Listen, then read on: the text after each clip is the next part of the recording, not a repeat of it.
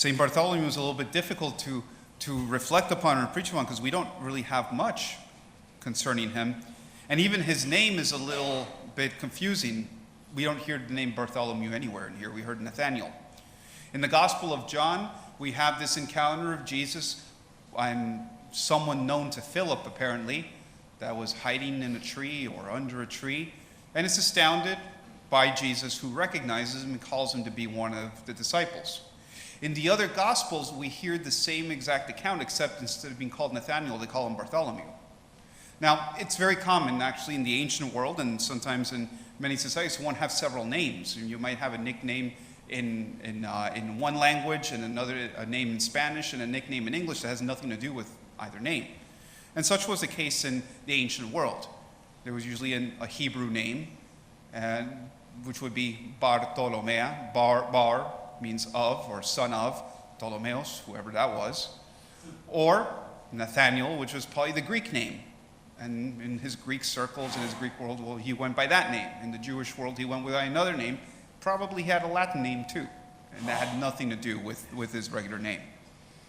And so his name is cryptic. Who he is rather mysterious. Yet the interesting thing, and perhaps what impacts here, is Jesus, who recognizes him, he who does not know Jesus, but is astounded by that recognition. Think about when someone recognizes you or knows who you are, but you don't know who they are. Sometimes it's embarrassing. When someone comes and greets you, knows you by name, hey, how you doing? How's it been? How are your kids at? And this guy obviously knows who I am, and I cannot remember at all who he is. And so you kind of feign it. You play along with it.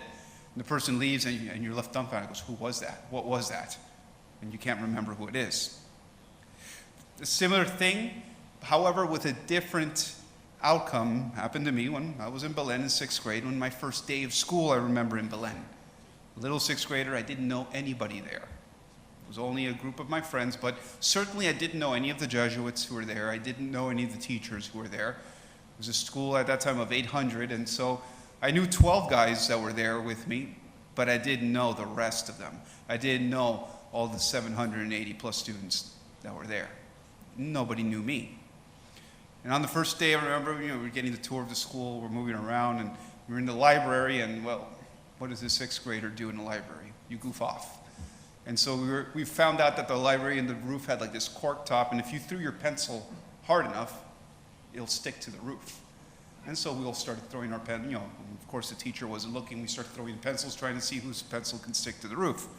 And in mid-throw, I hear all of a sudden, this very large Jesuit walks in, and he points right at me and goes, "Signs, what are you laughing at?" And I just mid-throw, nothing. Who is he? I had no idea who he was. He knew who I was, apparently. I had no idea who this was. And he stared me down and put the pencil away and looked down and never looked back up again for about a month. He really impressed me. This was Father Esquivel. If you remember Father Esquivel, he was kind of an imposing figure as well. And he knew how to throw that weight around. And so he left me astounded on that first day. He's like, what is this place? And who is this guy who knows me, apparently, but I don't know who he is? And I always had a certain deference or perhaps a certain respect for Father Esquivel from then on. Perhaps this is what Nathaniel also encounters in Jesus, who recognizes who he is. Nathaniel thinking that he got missed or nobody knows who he is. Yet Jesus knows who he is. And that in itself leaves an impression on him. An impression so much that, well, he shall be a disciple and apostle till the end. It was something very little that astounded him, that Jesus noticed him in a tree, for whatever that means.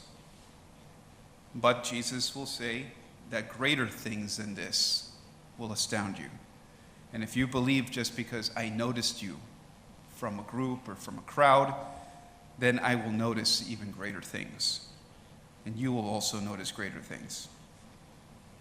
And so perhaps we can be caught by surprise when the Lord recognizes us, when he calls us out perhaps from a crowd, from our daily life. How will that encounter be? Will it be the embarrassing one of when you encounter someone who knows you and you don't know who they are and you have to play it off and you're left confused? Or will it be astounded and surprised or even honored when he calls upon you out of a crowd and selects you. Sometimes people don't want that. They don't want to be pulled out. They don't want to be noticed. However, when the Lord is the one who notices it, how do we take it? In the name of the Father, and of the Son, and of the Holy Spirit. Amen.